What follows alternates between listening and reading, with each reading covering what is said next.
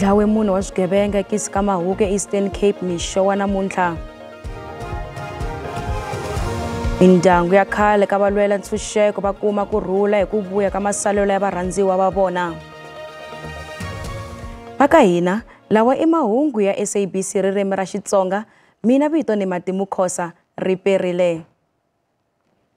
Maphorisa ya Eastern Cape va kume swibalesa leswi nga riki enawini na nhundzu leyi yiviweke eka mhangu ya ku baleselana na swigevenga ekisi ka Mahuku mixo wa namuntlha. Munhu wa vahehliwa va dlawile. Xandla xa Commissioner wa maphorisa Eastern Cape Zithulela Dladla u ri maphorisa va landzelela vuthala bya swigevenga loko va sungula ku baleseriwa hi swigevenga leswi. Maphorisa va vuye va titlherisela maphorisa na vahleketeri va swigevenga exidorobani xa Kakamashuku eka tin'hweti leta ha ku hundzaka. Hi n'hweti ya Mawuwani, ntlhanu wa swigevenga swo phanga movha wo teketla mali swi baleseriwe endhawini leyi. Maphorisa va tibyele ku veka tihlo eka vaaki va ndhawu leyi. When they entered the yard and approached the house, they were attacked. Shots were fired at them. They responded, and unfortunately, 4 suspects were killed, and one was arrested and is in hospital. And fortunately for us, none of our members was injured. Timhangu leti ti hlamarise vaaki.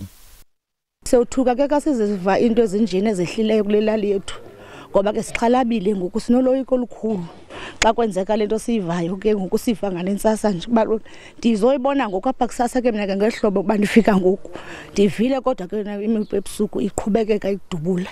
Ndambonga uSomandla endimkhonzayo ukuthi ezintweni zonke ngaske afike kule ndawo yaseMarikana nakwezinye indawo zalapha eQoboqobo akhaphelise bonke ubudlobongela ukuze singahlali ngongcuncutheka ezindlini sithesana abantwana bethu besithesa kwezi ndawo. Senga uThixo angehla ehlele le ndawo yaseQoboqobo akhasincede sihlala ukuphumula kule ndawo. Maphorisa beri ku nga khomiwa vanhu vo tala mayelana na mhangu leyi. Vandyangu wa muaki wa le Mozambique loyi a nga baleseriwa a lova hi nkarhi lowu a ri karhi a riya tihlampfi epurasini ra le Ritsitele eZanini eLimpopo va koxa vululami. Ntsumbu wa Lucky Mathebula wu kumeke edan'wini leri nga riki ra mfumo tolweni hi Musumbunuko.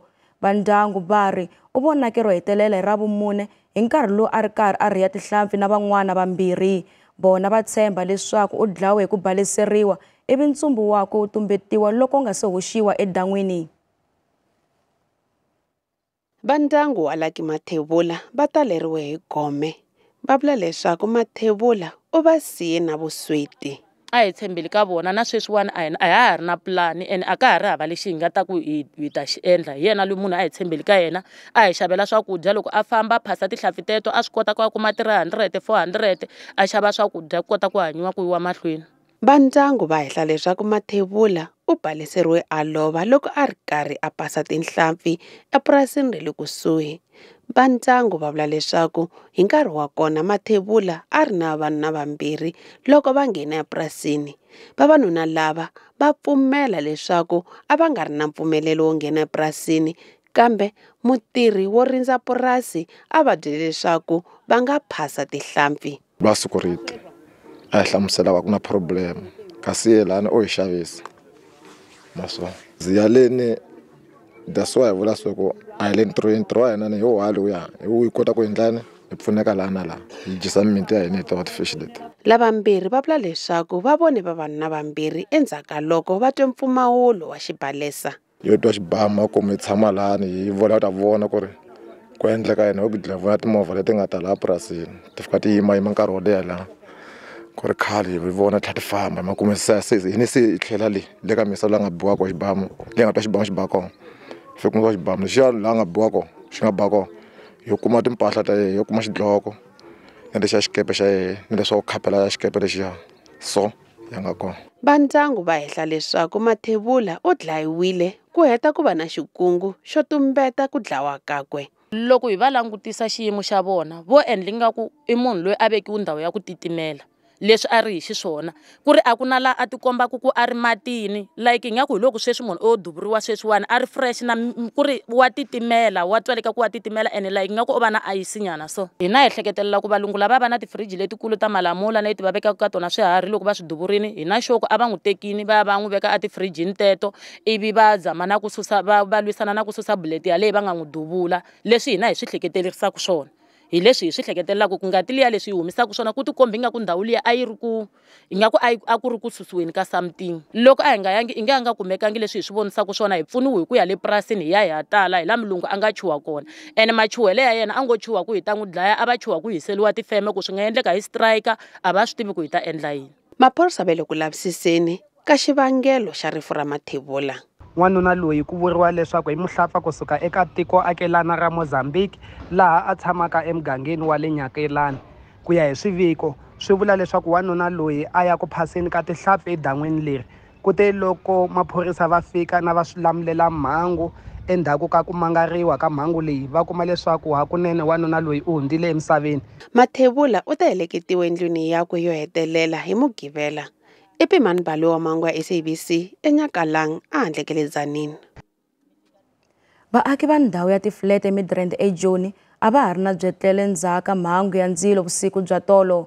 Va xitimela ndzilo eka doroba ra Joni va fike ka muako loyi kwalomu ka awara ya 9 madyambu ya tolo ku ya phalala. Xivangelo xa ndzilo a xi se tiveka. Muako lowu tshamaka vanhu longa exitaratini xa Boardwalk eMidrand wu tshwile no siya mindyangu yo tala yi nga ri na makaya. Van'wana va sale va nga ri na nchumu, nhundzu ya vona yi tshwe hinkwayo. Tekari lemona ke le so a ke na selo le go fela diswe ke no sala ka diaparo di apereng fela go fela a ke na selo no twa ka dikoloi fela. Vaxilamulela mhangu Xolile Khumalo u ri a ku na mafu ma nga vikiwa. What we know is that the complex comprises of about 130 units, but we don't know how many residents reside there. So the owner has taken the affected residents to different hotels around Midrand. A swi tiveka ku ndzilo wu onhe ku fika kwihi.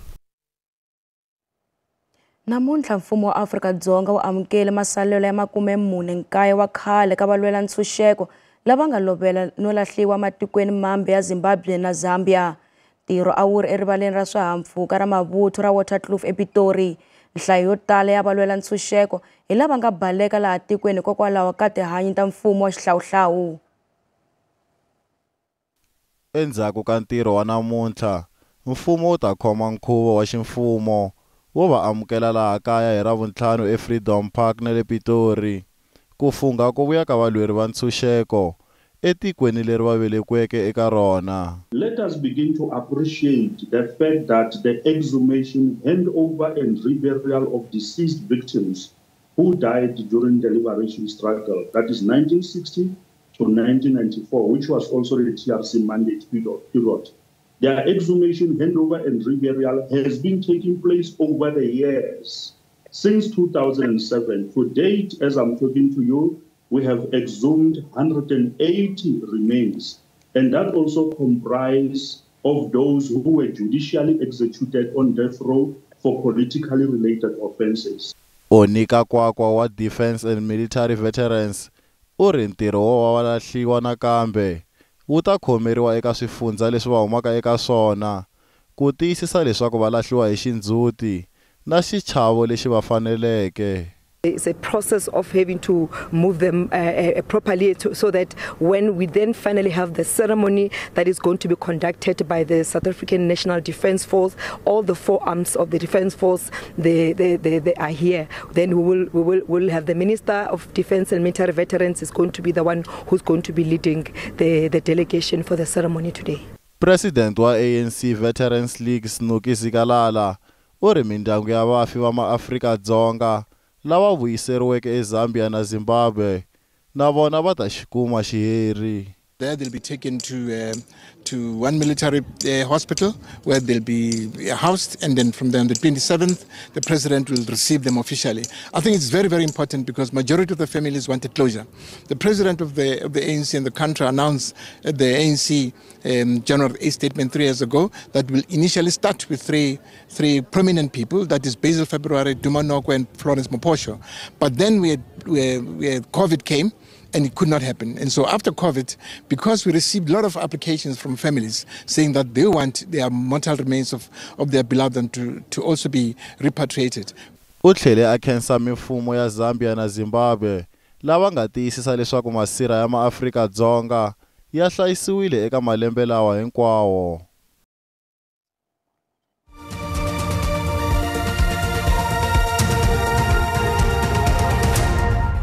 Languta mahungu ya Xitsonga eka SABC. Bandla ra SACP va ri marito ya xandla xa president wa ANC Paul Mashatile ya leswaku matsalanikulu wa SACP Solly Mapaila o va swakwe eka ku sola mfumo wa nhlengelo kumbe GNU ya na moya wa ku avanyisa ni ku ximbya. Ikotala Mapaila a sola xiboho xa bandla ra ANC xa ku tirhisana bandla ra DA ku vumba mfumo lowu namuntlha se wu nga na 100 ra masiku. Kambe Mashatile u ri swirho hinkwaswo eka xinakulori xa Tripartite Alliance va pfumelelana ni mfumo wa GNU handle ka Mapaila a ri swakwe. On this issue of the GNU, the alliance is at one. But certainly not at one, Deputy President. Solly Mapaila, the General Secretary of the SACP, says, I can't sleep. Every time I think about the GNU, I can't sleep. Then that can't be one. Well, there must be something troubling Solly, but not the SACP. But he is the General Secretary of the SACP. Yeah, but he's not the SACP. Have you engaged him as the ANC? The SG is calling a meeting of what we call the Alliance Secretariat so that we can hear Comrade Solly out. He's unhappy about something. But the party has not come up to us and say, this is a sellout. Hambileswi ku nga na swisolo, mfumo wa nhlengelo ku nga Government of National Unity wu khoma masiku ya 100 namuntlha. Ku hlangene mavandla yo hambanahambana ku vumbiwa mfumo wa xidemokirasi wa vunkombo leswi nga vanga ku avana exikarhi ka swirho swa ANC, SACP na COSATU. Xana president wa ANC Paul Mashatile u ri SAP tanihi vandla a yi na xiphiqo na GNU loyi a nga na xiphiqo ematsalanankulu wa SACP Solly Mapaila. Hambiswiritano Solly Phethwe wa COSATU u ri COSATU na SACP a va tsakisiwi hi mfumo wa nhlengelo lowu katsaka bandla ra DA. I don't think it's the general secretary of the party who's got a problem with the GNU. COSATU, we made it very clear that we have a problem with the GNU, in particular DA, which is anti-workers. Solly Mapaila u hlamusela marito ya Mashatile tanihi kungu ro ringeta ku n'wi hambanyisa ni nhlangano. Unfortunately, it's a tool that was utilized by the apartheid regime in order to divide the liberation forces. I presented the political report in the last Central Committee meeting that was clear about our position in this regard and even our options. The options that we shared with the ANC at a meeting of the Alliance Secretariat. And the option that we also shared with the ANC in a briefing session that they also had of the Alliance Political Council, in which we disputed the coordination of that meeting because the Alliance Secretary didn't set the agenda for it. So it was a briefing session, and we agreed we would have a proper political discussion, which hasn't taken place. Mapaila u ri a va chavisiwi ku soriwa ka mavonelo ya vona, u ri leswi swi nga na nkoka eka vona i vutomi bya vanhu lava nga hlupheka ni vatirhi.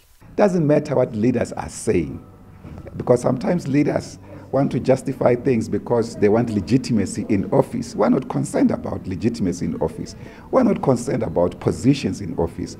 We are concerned about the conditions of the working people, of the poor in our country. Eka nkarhi wa sweswi, SACP yi veke ntshembo eka nhlengeletano lowu nga ta va kona na ANC lowu va tshembaka leswaku vurhangeri byi ta va byi ri kona hinkwabyo leswaku va ta kota ku lulamisa timhaka ta vona. Nhlengeletano swi nga endleka wu landzeriwa hi nhlengeletano wa Huvo Alliance Political Council ku ta burisana hi mfumo wa GNU ku cinca loku nga kona ka vunakulori ku katsa ni tin'wana timhaka. Xandla xa President Paul Mashatile u ri mfumo wu fanele ku veka vuleteri lebyi faneleke eka vantshwa. Mashatile u tlhela a kombela leswaku ku va na ku cinca eka xiyenge xa dyondzo yena a nyika xiviko eka nhlengeletano ya vukhume ya nhlangano wa vadyondzisi wa SATU. Mashatile u tlhele a bakanya ku chava ka leswaku mfumo wa GNU wu ta onha timfanelo ta vatirhi. I might be wrong, but I have come to an understanding that there are critical issues that concern you as a union, representing teachers and educators in our country. These issues are related to adequate investment in skills that will not only produce globally competitive individuals, but patriotic citizens who will contribute to the growth and development of our country. In this regard, we agree with you. Hence, together over the past 30 years, we have been investing in policies and programs that are aimed at supporting our teaching fraternity, the children and their families. In your capable hands, we have always trusted that you will usher us to global platforms where our youth can display excellence because of your contribution to the skills and capacity of their development.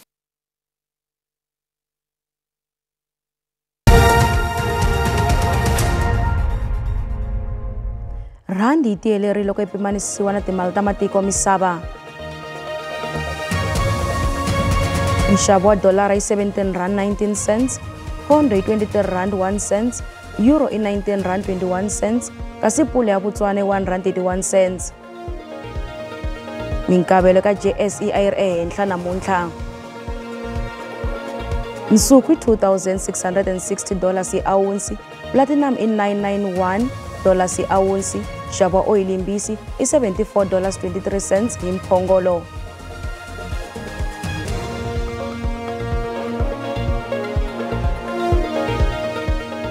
Mitlangu ya ntlhanu ya Betway yi ya emahlweni eka siku ra namuntlha. Kasi loko hi ta vuya kwala eka hungu rero, a hi langutiseni switichi swa radio swa SABC swi ya emahlweni no koka rinoko ra mamiliyoni ya vayingiseri siku na siku loko hi karhi ku tlangela n'hweti ya mfuwo na ndhavuko. Hi langusa eka switichi swinharhu swa le ka xifundzankulu xa Limpopo swa Munghana Lonene FM, Pharapara na Thobela FM, laha va kombisaka ku tinyungubyisa hi ntirho wa vona wa ku ndlandlamuxa tindzimi na ndhavuko. Ririmi ra Xitsonga leri haxiwaka eka xiyanimoya ri yingiseriwa hi kwalomu ka ku tlula 1 wa mamiliyoni ya vayingiseri. Vayingiseri va titlonya hi titalenta to hambanahambana leti nga kona eka xiyanimoya.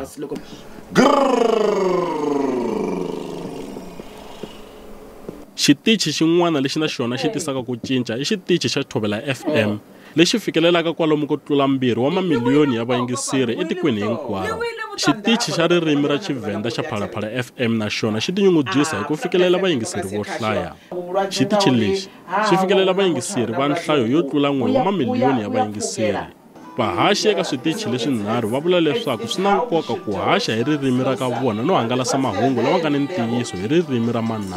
Swi na nkoka ku va ku ri vanhu va tiva lava humaka kona na lava ku pfaka kona maka swa ku ri ndzhaka wu ri na nkoka swinene ngopfu wu dyondzisa swo tala ngopfu tanihi vini va ririmi hi ndlela leyi ngopfungopfu loko munhu a tirhaka xiyanimoya hi ndlela leyiwani ku va munhu loyi a sirhelelaka ndzhaka na ririmi leri hi ndlela yaleyo. Loko u twa vanhu lava nga duma swinene ngopfu va ku yimbelela nyika xikombiso i vanhu lava kuma swa ku ri minkarhi yo tala va va karhi va yimbelela hi ririmi ra manana hambi ku va a nga va yimbelela Xilovedi a nga va yimbelela Xitsonga. SABC yi tiyimiserile ku kurisa tindzimi hinkwato ta ximfumo leti vulavuriwaka laha etikweni eka xiyanimoya ni mavonakule. Loko swi ta eka ku kuma vuxokoxoko hi tindzimi letinharhu leti vulavuriwaka ngopfu eLimpopo, vahaxi ni vahumelerisi va hlangana ni mintlhontlho yo karhi. Botlhokwa ba go bolela ka leleme la segagesho ke gore re khona batheletši ba rena ba khona go khumana ditaba gabotse di sa fiša ka mogodileng ka gona ene seo se ba dira gore ba khona go tšea magato a maleba ka nako ya maleba. Nhlangano wa vuhaxi wa SABC exifundzeninkulu xa Limpopo wu tiyimiserile ku yisa emahlweni ku hlayisiwa ka tindzimi hi ku tiyisisa vuxaka ni vativi eka swiyenge swo hambanahambana. Loko tindzimi ti ri karhi ti hluvuka ni ku tumbuluxiwa ka marito lawantshwa, SABC yi tshama yi lunghekile ku antswisa eka ku tinyiketela ka yona ku landzelela vumbiwa ni nxaxamelo wa milawu leyi fambaka hi yona.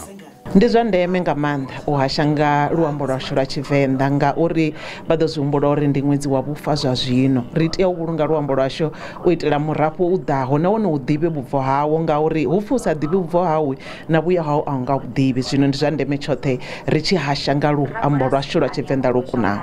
Vayingiseri lava yingiselaka switichi leswinharhu va tinyungubyisa hi mahungu ni tidyondzo leti va ti kumaka eka swiyanimoya. Kasi makumu ya mahungu ya namuntlha na ya vhiki leri tsietsi balo ta landzela na maxelo. Mina vito ni Matimu Khosa, riperile.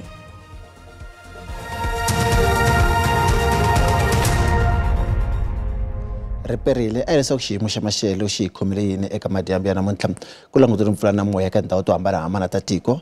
Loko hi languta exifundzeninkulu xa Limpopo kona u nga ha langutela mapapa ku ya exifundzeninkulu xa Northwest na xiphemu xa Gauteng, kasi loko hi ya exifundzeninkulu xa East kona nakona u nga ha langutela timpfula leti nga havaka kona eka madyambu ya namuntlha. Kasi loko hi languta eka siku ra mundzuku kona timpfula ti yisa emahlweni ngopfungopfu loko hi languta exifundzeninkulu xa East ke kona ti-chances ti koka lomu ka ma 80 ku ya kwele ka 60 eka siku ra mundzuku. Kasi loko hi languta swilemukiso leswi nga na swona ku langutiwa rintshwa eswifundzeninkulu swa Gauteng, Limpopo na xiphemu xa le Northwest ku ya exifundzeninkulu xa le Free State na xiphemu xa le Northern Cape ku iswilemukiso leyi nga langutisa swona ku nga va ni rintshwa eka siku ra mundzuku. Kasi loko hi languta eka maxelo ma swifundzeninkulu kona u nga ha langutela maxelo ma kahle swinene ngopfungopfu loko hi languta exifundzeninkulu xa Gauteng, kambe ku ta va karhi ku hisa loko hi languta ndhawu to fana na vo Springs, Joni na le Pitori leyi nga ta va iri kwalomu ka ma 30 wa degrees. Kasi loko hi languta xifundzeninkulu xa Limpopo kona nakona u nga ha langutela maxelo mo hisa eka siku ra mundzuku loko hi languta ndhawu to fana na le Giyani eSikasiyandani ku ta va karhi ku hisa swinene hi 38 wa degrees. Musina yona ta va karhi hisa eka siku ra mundzuku, kasi loko sa Thwando i ta va iri ka 35. Kasi hi languta xifundzeninkulu xa Limpopo xa Mpumalanga hi nga languta maxelo ma kahle swinene kambe ku ta va ku hisa eSikhukhuza. Loko u languta Mbombela na ta va karhi hisa Maxixini i ta va iri ka 28 wa degrees. Hi languta xifundzeninkulu xa KwaZulu Natal u nga ha langutela maxelo ma hisa loko u languta ndhawu to fana na vo Ulundi ku ta va karhi ku hisa swinene. Ladysmith i ta va karhi ku hisa loko u languta Pietermaritzburg i ta va iri ka 31 wa degrees. Hi languta xifundzeninkulu xa East kona nakona ku ta va karhi ku hisa eka siku ra mundzuku kambe ku ta va ku ri ku horile loko u languta ndhawu to fana na vo Komani Quba ku ta va karhi ku horile, kasi loko u languta Bula Mona ku ta va karhi ku horile hi 19 wa degrees. U languta xifundzeninkulu xa West kona ku ta va karhi ku horile loko u languta ndhawu to hambanahambana ta le xifundzeninkulu Butlebulamsi ku ta va ku horile. Vredendal i ta va iri ka 22 wa degrees. Hi languta xifundzeninkulu xa Northern Cape kona nakona ku ta va karhi ku horile ngopfungopfu loko u languta ndhawu to fana na Kumbe Krumane ku ta va karhi ku horile. Appington i ta va iri ka 25 wa degrees. Free State ku ta va ku ri maxelo ma kahle loko u languta ndhawu to fana na Frankfort Bethlehem ku ta va karhi ku horile. Sasolburg i ta va iri ka 29 wa degrees. Hi languta xifundzeninkulu xa Northwest u nga ha langutela maxelo ma kahle ngopfungopfu loko u languta vo Rustenburg ku ta va karhi ku hisa hi 33 wa degrees. Littleburg i ta va iri ka 30, Mahikeng yona i ta va iri ka 30 kambe loko u languta Tosca yona i ta va iri ka 32 wa degrees. Lawa emaxelo hi nga mukhuvela wona eka madyambu ya namuntlha ra perile.